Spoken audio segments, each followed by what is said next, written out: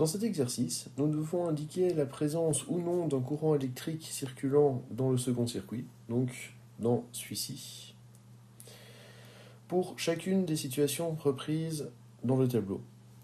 Donc, qu'est-ce qui varie dans notre tableau? C'est la présence d'un courant dans le circuit 1. Nous avons ici le premier circuit. Nous remarquons qu'il est alimenté par une pile et nous avons ici un interrupteur. Nous allons ouvrir, fermer l'interrupteur, le laisser ouvert ou le laisser fermé. Pour chacune des situations, on nous demande de dire si il y a un courant électrique dans le circuit 2.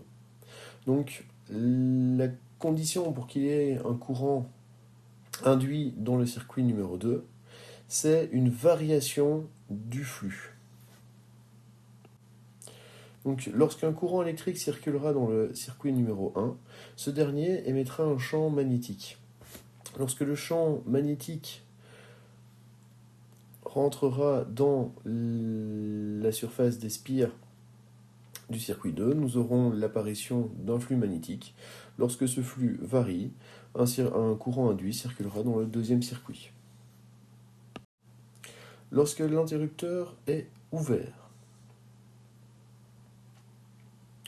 aucun courant ne circule dans le circuit 1. Il n'y a donc pas de variation du flux dans le circuit numéro 2. Le flux magnétique est donc constant.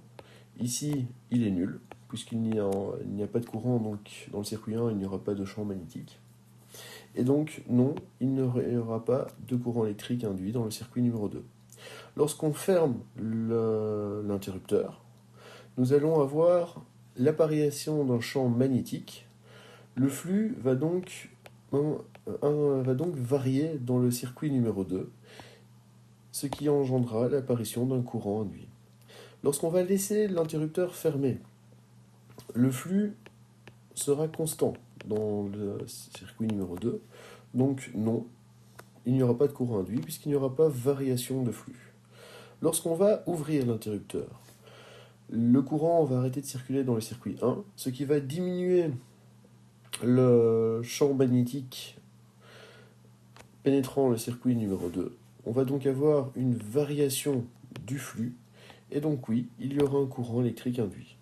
Et enfin, lorsqu'on va laisser ouvert notre circuit, nous allons revenir à notre première situation, dans laquelle le flux est constant et égal à 0. Donc non, il n'y aura pas de circulation d'un courant induit dans le circuit 2.